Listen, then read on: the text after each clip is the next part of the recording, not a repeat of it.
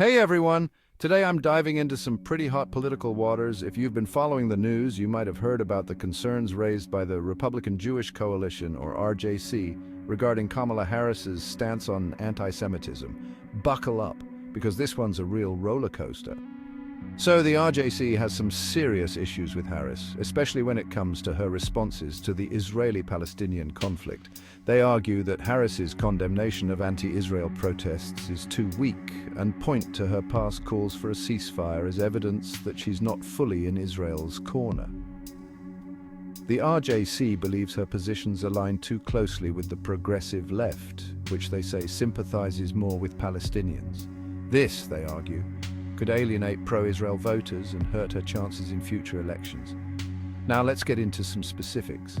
The RJC has criticized Harris for what they see as a delayed and weak condemnation of anti-Semitic incidents in Washington, D.C. Protesters allegedly burned American flags and chanted anti-Jewish slogans, and the RJC feels that Harris's response didn't pack enough punch. They want stronger leadership and more concrete actions to combat what they see as a growing threat of anti-Semitism. But here's where it gets a bit more nuanced.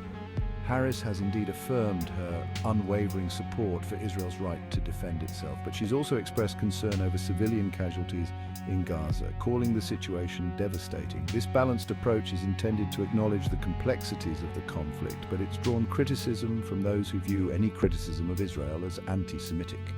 Harris is calling for an end to the violence and a resolution that ensures Israel's security while also addressing the humanitarian crisis in Gaza.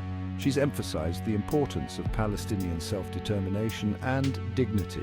This reflects a broader effort within the Democratic Party to balance support for Israel with concerns over Palestinian human rights. However, this shift within the Democratic Party is driven by changing demographics and a growing awareness of the Palestinian narrative.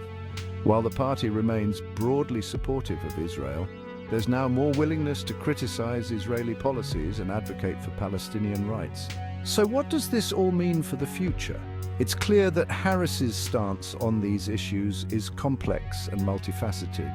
Whether you see her as a threat or a balanced mediator probably depends on your perspective on the Israeli-Palestinian conflict. One thing's for sure, this debate isn't going away anytime soon. Thanks for sticking with me through this deep dive. Don't forget to like, comment, and subscribe for more content like this. Until next time, stay informed.